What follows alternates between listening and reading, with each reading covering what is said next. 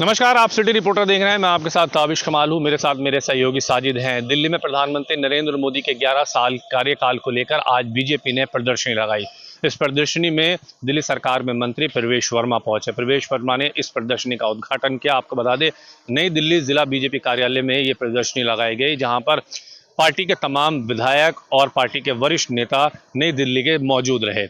इस प्रदर्शनी में इस प्रदर्शनी के दौरान तमाम प्रधानमंत्री नरेंद्र मोदी के कार्यकाल में हुए कामों को दर्शाया गया। भारतीय जनता पार्टी लगातार देश भर के अंदर प्रदर्शनी लगा रही है और प्रदर्शनी के माध्यम से देश की जनता को ये बता रही है कि पिछले 11 साल के अंदर किस तरह के काम किए गए हैं। हालांकि आज की प्रदर्शनी में 11 साल के काम के अलावा दिल्ली की रेखा गुप्ता सरकार के 100 दिन के कार्यकाल के बारे में भी दर्शाया गया। आपको बता दें कि दिल्ली में रेखा गुप्ता सरकार का 100 दिन का कार्यकाल पूरा हो गया है और इस दौरान दिल्ली में ये बताया जा रहा है कि 100 दिन के अंदर क्या क्या काम किए गए हैं। हालांकि दिल्ली सरकार में मंत्री प्रवेश वर्मा ने बोलते हुए कहा कि हम दिल्ली में मानसून को लेकर के सड़कों पर उतरे हुए हैं। दिल्ली में मानसून दस्तक दे चुका है और ऐसे में एक बार फिर दिल्ली में जल भराव का संकट पैदा हो सकता है और इसीलिए सरकार पूरी तरह से दिल्ली के अंदर सड़कों पर घूमकर जल भराव को खत्म करने की कोशिश कर रही है। दिल्ली में जब पहली बारिश हुई थी तो उस वक्त दिल्ली की मुख्यमंत्री रेखा गुप्ता सड़कों पर खुद जल भराव से निपटान करती हुई नजर आई थी। अब ऐसे में उन्होंने तमाम विधायक, पार्षद और सांसदों को कहा है कि आप दिल्ली की सड़कों पर उतरे और उन जगहों को पॉइंट आउट करें जहां पर जल भराव की परिस्थिति बनी रहती है। वीडियो जर्नलिस्ट साजिद के साथ ताबिश कमाल, दिल्ली।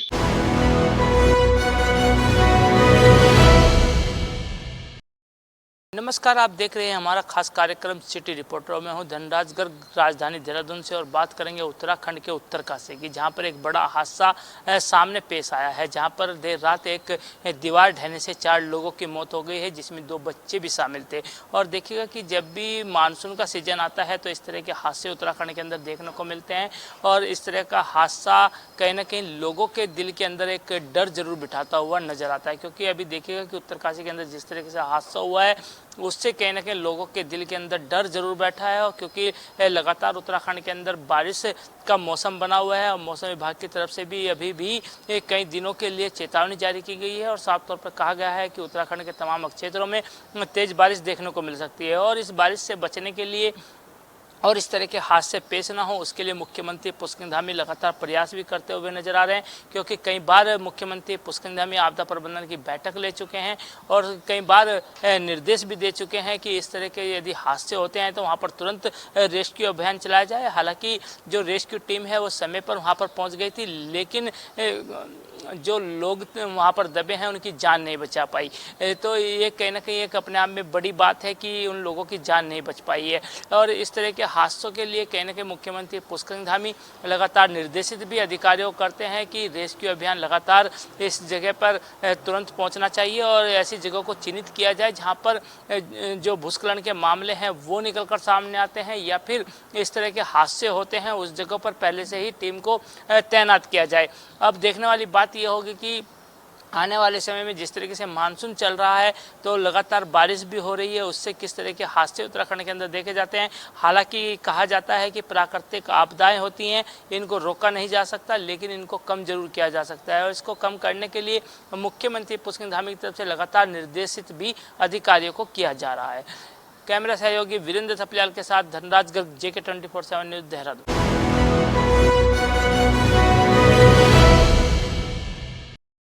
नमस्कार दोस्तों, स्वागत है आपका हमारे विशेष प्रोग्राम सिटी रिपोर्टर में और मैं देहरादून से धीरेन्द्र प्रताप सिंह आपके सामने हाजिर हूँ बड़ी खबर लेकर के। उत्तराखंड में भी विश्व योग दिवस की तैयारियाँ पूरी हो गई हैं और मुख्यमंत्री पुष्कर सिंह धामी गैरसैंण में योगा करेंगे। उनके साथ राज्य के तमाम उच्चाधिकारी भी वहाँ पे रहेंगे। इसके साथ ही अलग अलग मंत्रियों की भी अलग अलग जगह ड्यूटी लगाई गई है मुख्यमंत्री की तरफ से कि वो भी योगा डे के अवसर पे योग करेंगे और लोगों को योग करने के लिए प्रेरित करेंगे। महामहिम राष्ट्रपति भी उत्तराखंड में हैं 3 दिवसीय दौरे पे। योगा डे के अवसर पे वे भी उत्तराखंड में होगी और वे भी इस योगा दिवस कार्यक्रम में भाग लेंगी। मुख्यमंत्री ने योगा डे की तैयारियों की समीक्षा की और उन्होंने कहा कि जिस तरह से पूरी दुनिया ने आज योग को अपनाया है, योग के महत्ता को समझा है, वह निश्चित रूप से मोदी सरकार की एक बड़ी उपलब्धि कही जा सकती है। उन्होंने कहा कि योगा से न केवल शरीर बल्कि मानसिक तौर पर भी आप स्वस्थ हो सकते हैं, स्वस्थ रह सकते हैं। इसलिए योगासन करना बेहद ज़रूरी है। मुख्यमंत्री ने कहा है कि सभी लोग 21 जून को अपने घरों से निकलें, किसी आसपास के मैदान में पहुँचें, वहाँ पे योगा करें और लोगों को प्रेरित करें। न केवल वृद्ध और प्रौढ़ बल्कि जो बच्चे हैं उनको भी योग की तरफ आकर्षित किया जाए, उत्प्रेरित किया जाए। तो इस तरह से कह सकते हैं कि कल का दिन पूरी दुनिया में जहां योग के लिए समर्पित होता है, वहीं उत्तराखंड के लिए बेहद अहम है, क्योंकि मुख्यमंत्री पुष्कर सिंह धामी ने यह दावा किया है कि आने वाले समय में उत्तराखंड विश्व की योग राजधानी बनने के लिए तैयार है। उन्होंने कहा कि उत्तराखंड में ये क्षमता है कि आने वाले समय में विश्व योगा का बड़ा स्थान बन सकता है, केंद्र बन सकता है।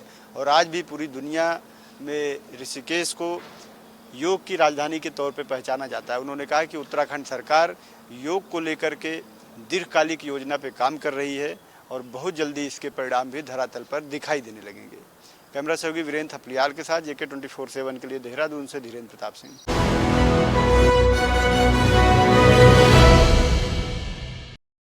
केंद्रीय गृह मंत्री अमित शाह 2 दिवसीय छत्तीसगढ़ दौरे पे आ रहे हैं। 22 जून और 23 दिन को 2 दिन के वो दौरे पे रहेंगे। दौरे से पहले मुख्यमंत्री विष्णुदेव साय ने जो है एक बड़ी बैठक ली, उच्च अधिकारियों के साथ में उन्होंने एक बड़ी बैठक ली। बैठक में जो है तमाम प्रकार के निर्देश दिए गए, सुरक्षा के मद्देनजर खास करके तमाम प्रकार के निर्देश गए, तैयारियों की समीक्षा की गई और सुरक्षा में किसी प्रकार की चूक न हो, जिससे तमाम विषयों को लेकर के जो है मुख्यमंत्री ने अधिकारियों के साथ में जो है चर्चा की। आपको बता दें कि गृह मंत्री जो है 2 दिवसीय छत्तीसगढ़ पे आ रहे हैं, जहां पर वो नेशनल फॉरेंसिक यूनिवर्सिटी, इसके साथ ही सेंट्रल लाइब्रेरी यूनिवर्सिटी का जो है वो उद्घाटन शिलान्यास करेंगे। करोड़ों की लागत से इन्हें बनाया जा रहा है।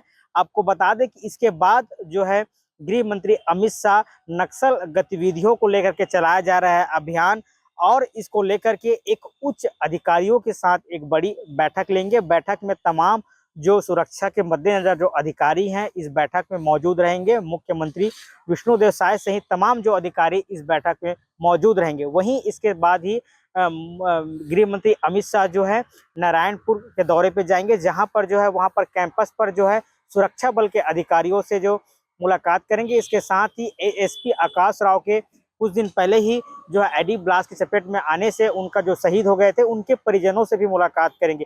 इसके साथ ही इस बैठक में जो है तमाम अब तक के जो किए गए नक्सल गतिविधियों को लेकर के, इसके साथ ही सेंट्रल पर चलाया जा रहा है तमाम प्रकार की योजनाओं जैसे कई विषयों को लेकर के जो है फीडबैक जो है गृह मंत्री अमित शाह जो है वो लेंगे। तो कहीं ना कहीं ये दौरा खास माना जा रहा है और तैयारियों को लेकर के जो है तमाम प्रकार के जो सुरक्षा में किस तरह का चूक ना हो उसको लेकर के पूरी तरीके से तैयारियां जो है लगभग जो है हो चुकी है और कुछ तैयारियां अभी की जा रही है। तो कहीं ना कहीं गृह मंत्री अमित शाह जो है 22 और 23 जून को आएंगे, उसको लेकर के जो है तैयारियां पर जो है लगातार की जा रही है। और कहीं ना कहीं जिस तरह से गृह मंत्री अमित शाह छत्तीसगढ़ आते हैं तो बड़ी सौगातें देंगे, और गृह मंत्री अमित शाह जो आ रहे हैं तो कहीं ना कहीं एक बड़ी सौगातें दे करके जाएंगे। कैमरामैन नोमेश के साथ शंभू राय, JK 24 न्यूज रायपुर।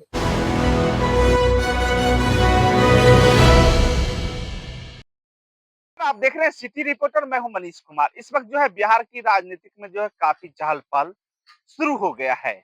इसी कड़ी में जो है बिहार में जो है अपराध और अपराधी थमने को नाम नहीं ले रहा है।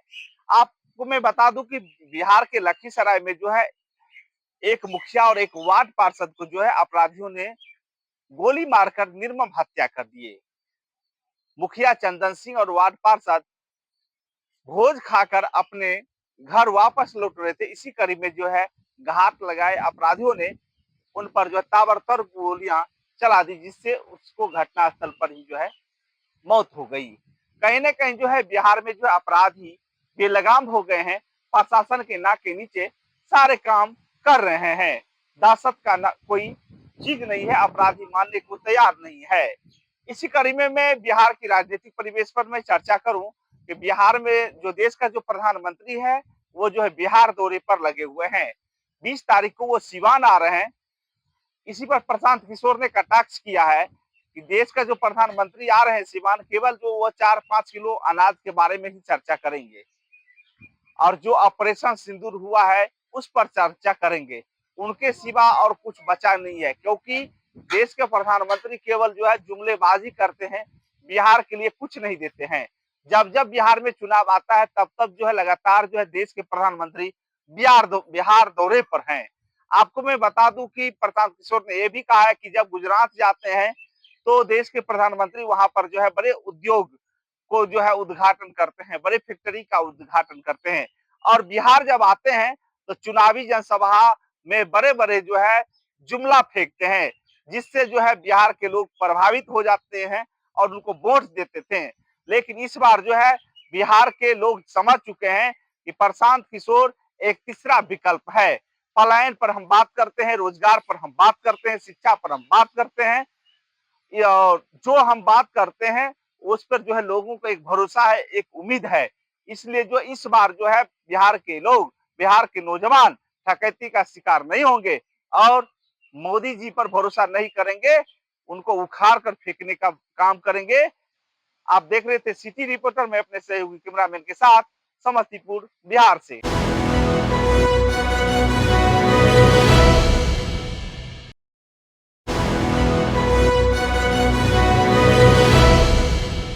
पिछले 2 दिनों में दक्षिण पश्चिमी मानसून मध्य भारत, दक्षिणी भारत और साथ ही पूर्वी भारत के बड़े हिस्से को कवर कर चुका है। वहीं अगर हम दिल्ली एनसीआर की बात करें तो राजधानी दिल्ली एनसीआर का जो एरिया है, इसके साथ साथ पंजाब हरियाणा में अगले 2 दिन तक मानसून के पहुंचने की संभावना मौसम विभाग की तरफ से जताई गई है। खासतौर पर अगर हम दिल्ली की बात करें तो दिल्ली में प्री मानसून की बौछारों की वजह से मौसम खुशनुमा बना हुआ है। आप अभी भी मेरे पीछे अगर देखेंगे ऊपर आसमान में, मैं सहयोगी से कहूँगा दिखाने की कोशिश करें कि दिल्ली के जो आसमान में आपको बादलों की आवाजाही जो है वो देखने को मिलेगी और जो हवाएं हैं दिल्ली में वो भी चल रही है, जिसकी वजह से जो दिल्ली में उमस भरी गर्मी बनी हुई थी, भीषण गर्मी बनी हुई थी, उससे लोगों को राहत मिलती हुई दिखाई दे रही है।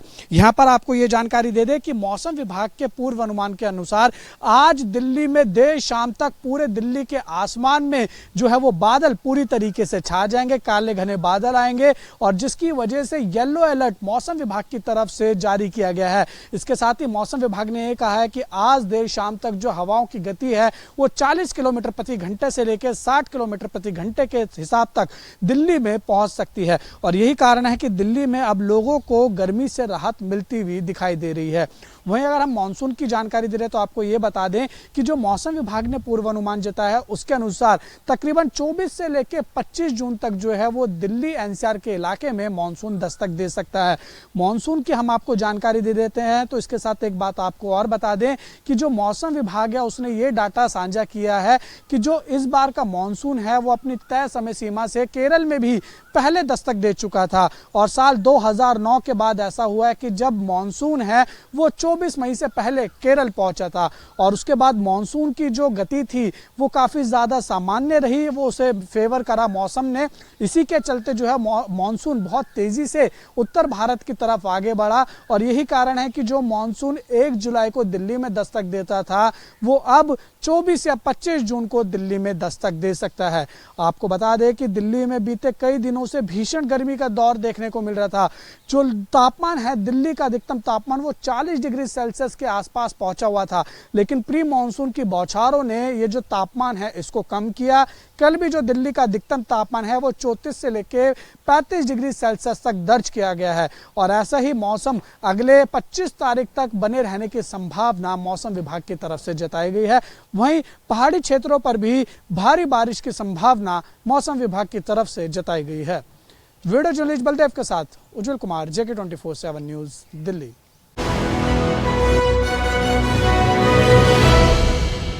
राजधानी लखनऊ की कमिश्नरेट पुलिस के अधिकारियों ने कहीं न कहीं पिंक बूथों का लगातार निरीक्षण किया और तमाम जो सुविधाएं हैं उसको लेकर बातचीत की और हर एक पिंक बूथ से डेटा मंगाया गया है कि कितना कुछ लोगों को वहां से मदद दी गई है, कितने पीड़ित आए थे। यानी जो पिंक बूथ है वहां पर हर एक महिला सिपाही की तैनाती होती है और कहीं न कहीं तमाम सुविधाओं के तौर पर वहां पर व्यवस्थाओं को मूर्त रूप दिया जाता है। हालांकि तमाम ऐसे पिंक बूथ मिले हैं जहां पर अधिकारियों ने कहीं न कहीं महिला जो सिपाही थी उनको फटकार लगाई है और ये भी कहा है कि हर एक व्यवस्था को जब यहाँ पर दिया गया है तो उन व्यवस्थाओं को यहाँ पर कहीं ना कहीं आम जनमानस के लिए दिखना भी चाहिए।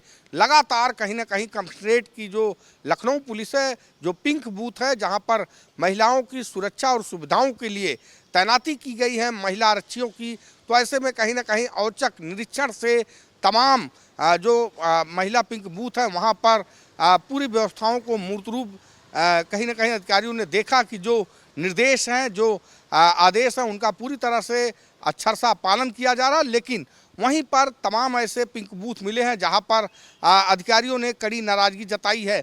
माना यह भी जा रहा है कि पिंक बूथों पर कहीं ना कहीं अधिकारियों की अब पैनी नज़र है कि आखिर जो महिलाओं की सुरक्षा और व्यवस्था के लिए जो पिंक बूथ की स्थापना की गई है, कितना कुछ महिलाओं की सुरक्षा के लिए लाभकारी और हितकारी हो रहा है। तो लगातार कहीं ना कहीं कमिश्नरेट लखनऊ के अधिकारी इसी बात को लेकर हर एक मॉनिटरिंग कर रहे हैं पिंक बूथों पे, और जहां पर कमी मिली है उन कमियों को सुधारने की बात कही गई है। देखने वाली बात यह होगी कि लगातार जिस तरह से राजधानी लखनऊ के कमिश्नरेट में तमाम महिला अपराधों को लेकर सजगता दिखाई जा रही है, तो क्या आने वाले समय में महिला अपराधों में कितनी कमी होगी ये तो आने वाला वक्त बताएगा। कैमरामैन सुमित के साथ उमेश मिश्रा, JK 24x7 लखनऊ।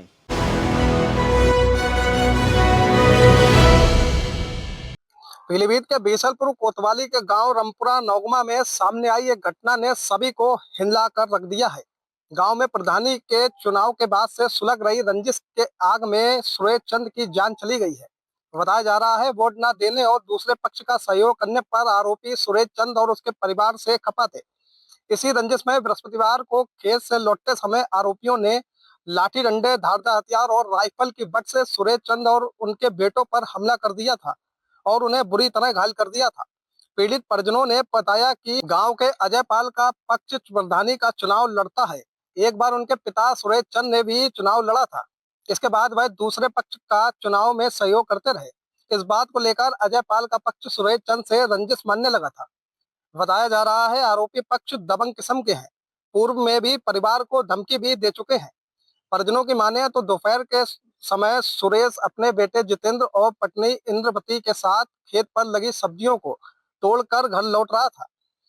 तभी गांव से करीब 400 मीटर पहले घात लगाए बैठे आरोपी अजय, उमेश, रविंदर, बेचेलाल, आकाश, राम सिंह और हरीश ने पहले सुरेश और उसके बेटे जितेंद्र पर लाठी डंडे व धारदार हथियार से हमला कर दिया। उसके बाद जब बचाने आई पत्नी को भी उन्होंने बुरी तरह मारा पीटा। बताया जा रहा है कि राइफल की बट से भी प्रहार किए गए। करीब 20 मिनट तक आरोपी मारपीट करते रहे और बेसुध हालत में छोड़कर आरोपी मौके से फरार हो गए। हालांकि बताया जा रहा है कि मारपीट में घायल हुए सुरेश चंद की इलाज के दौरान मौत हो गई, जिसके बाद परिजनों में हड़कंप मच गया है। अब परिजनों ने फिर से एक बार जाम लगाया है और आरोपियों की गिरफ्तारी की मांग कर रहे हैं। साथ ही जो पीड़ित परिजन है वो उनका आरोप है कि जो आरोपी हैं वो लगातार उन्हें डरा धमका रहे हैं और उन्हें उनसे अपनी जान का खतरा बता रहे हैं। जिसके बाद जो परिजन है वो लगातार अपनी सुरक्षा की भी पुलिस से मांग कर रहे हैं। हालांकि पुलिस पूरी तरीके से उन्हें आश्वासन दे रही है कि उनका हर तरीके से मदद में सहयोग करेगी। हालांकि अब देखने वाली बात होगी कि किस तरीके से आरोपी की गिरफ्तारी पुलिस करती है और कैसे पीड़ित परिजनों को न्याय मिलता है। वीडियो जर्नलिस्ट कपिल गुप्ता के साथ मैं Hrithik Dwivedi, JK 24x7 news, Pilibhit.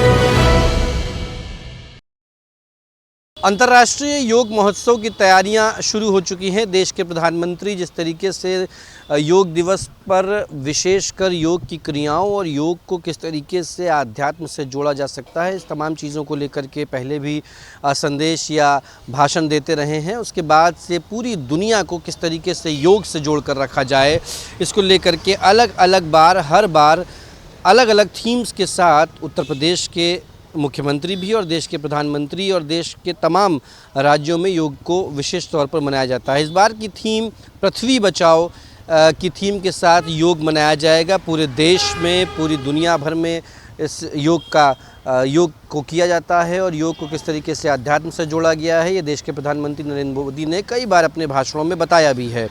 इस बार भी पृथ्वी बचाओ योग करो के अनुष्ठान के साथ एक बार फिर से देश के प्रधानमंत्री योगा करेंगे और उनके साथ साथ देश के तमाम वो लोग भी योगा करेंगे जो अध्यात्म से जुड़े हुए हैं और योगा को लेकर के विशेषकर यह मानते हैं कि योग में वो तमाम क्रियाएं हैं जो आध्यात्म से सीधे जोड़ती हैं। सूर्य नमस्कार से लेकर के तमाम वो क्रियाएं जो सीधे तौर पे योगा को बढ़ावा देती हैं। और यही नहीं, योगा बेहद विशेष भी होता है प्रत्येक उस व्यक्ति के लिए जो अपने खुद को फिट रखना चाहता है और सीधे मेडिटेशन करता है। इन तमाम चीज़ों को देखते हुए अब योग दिवस मनाया जाएगा। सिर्फ उत्तर प्रदेश की अगर बात करें तो उत्तर प्रदेश में तकरीबन 300 से भी ज़्यादा ऐसे कार्यक्रम हो रहे हैं जो योगा दिवस पर विशेष तौर पर मनाए जाएंगे। भातखंडे से लेकर के आनंदीबेन पटेल, लखनऊ उत्तर प्रदेश में राज्यपाल आनंदीबेन पटेल के साथ साथ दोनों डिप्टी सीएम ब्रजेश पाठक एवं केशव प्रसाद मौर्य भी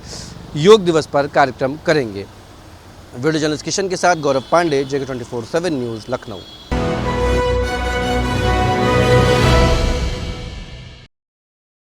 महाराष्ट्र की राजनीति में आज का दिन उद्धव शिवसेना के नाम रहा, लेकिन साथ ही साथ एकनाथ शिंदे की सामाजिक मोर्चेबंदी और फडणवीस की सीमावाद पर रणनीति ने भी सुर्खियां बटोरी।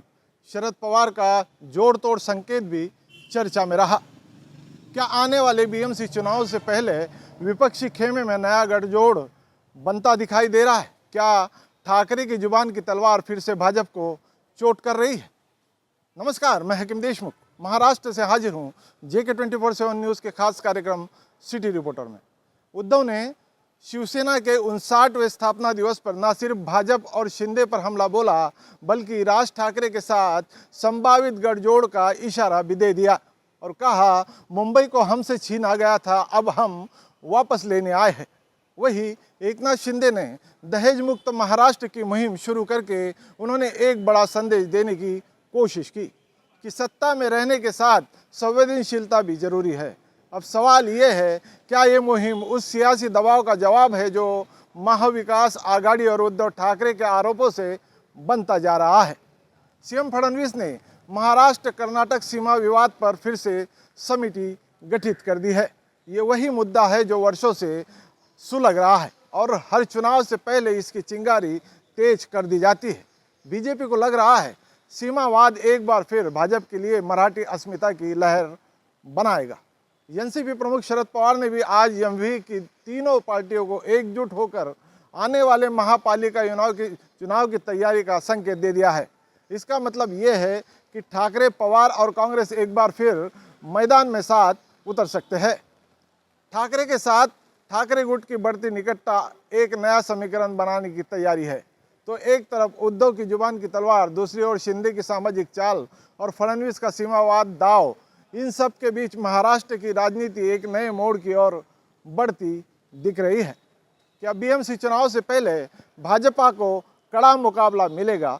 क्या ठाकरे और राज ठाकरे फिर मुंबई में तूफान लाएंगे? इन जैसे कई सवालों के जवाब जल्द ही मिल जाएंगे। वीडियो जर्नलिस्ट शरीफ के साथ में हकीम देशमुख, JK 24/7 न्यूज़, मुंबई।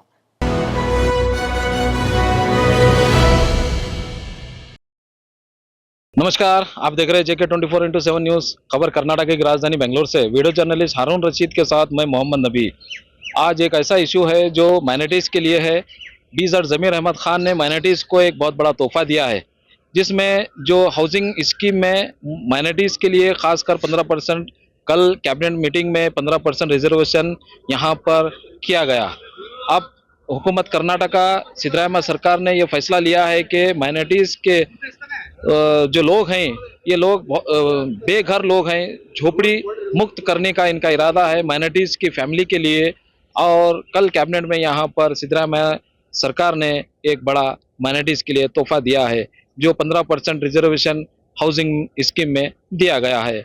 अब ये देखना होगा कि आने वाले दिनों में ये स्कीम इम्प्लीमेंट होती है या फिर ठेकेदारी बिल की तरह ठप हो जाती है। रियासत कर्नाटका में माइनॉरिटीज़ के इशू को लेकर हर वक्त बीजेपी अपोज करती आ रही है कि पिछले जो कैबिनेट मीटिंग में माइनॉरिटीज़ को ठेकेदारी में भी 4% रिजर्वेशन रखा गया था, उसी वक्त भी भारतीय जनता पार्टी के अपोजिशन लीडर R अशोक को या राज्य के जो बीजेपी राज्य अध्यक्ष हैं विजेंद्र, बहुत सारे भारतीय जनता पार्टी के नेताओं ने भी इसका विरोध किया था, क्योंकि कम्युनिटी बेस यानी कि इसमें कम्युनिटी बेस रिजर्वेशन जा रहा है, इसी को मुद्दे को लेकर भारतीय जनता पार्टी के नेताओं ने विरोध किया था। अब ये 15% जो हाउसिंग स्कीम में माइनॉरिटीज़ के लिए रखा गया है, अब इसको भारतीय जनता पार्टी के नेताओं ने भी अपोज करना शुरू किया है। अब ये देखना होगा कि सिद्धरामैया, सीएम सिद्धरामैया और माइनॉरिटी मिनिस्टर बीजर जमीर अहमद खान या इस स्कीम को कितना इम्प्लीमेंट करते हैं, क्योंकि पिछली सरकार जो कॉलिशन सरकार थी बीजेपी, कांग्रेस और जनता दल, उसी समय फॉर्मर जो चीफ मिनिस्टर है हुकूमत कर्नाटका के HD कुमारस्वामी के दौर में भी 2019 में इस बिल को रखा गया था कि सचर कमेटी की रिपोर्ट के मुताबिक माइनॉरिटीज़ को यहाँ पर कर्नाटका में रहने के लिए मकान नहीं है। इसी को तस्वुर करते हुए बीजर जमीर अहमद खान ने माइनॉरिटीज़ के लिए एक बड़ा बहुत तोहफा दिया है। अब ये देखना होगा कि ये स्कीम इम्प्लीमेंट होती है या फिर अपोजिशन लीडर इसको लगाम लगाते हैं। वीडियो जर्नलिस्ट हारून रशीद के साथ मैं मोहम्मद नबी, सिटी रिपोर्टर, बेंगलोर।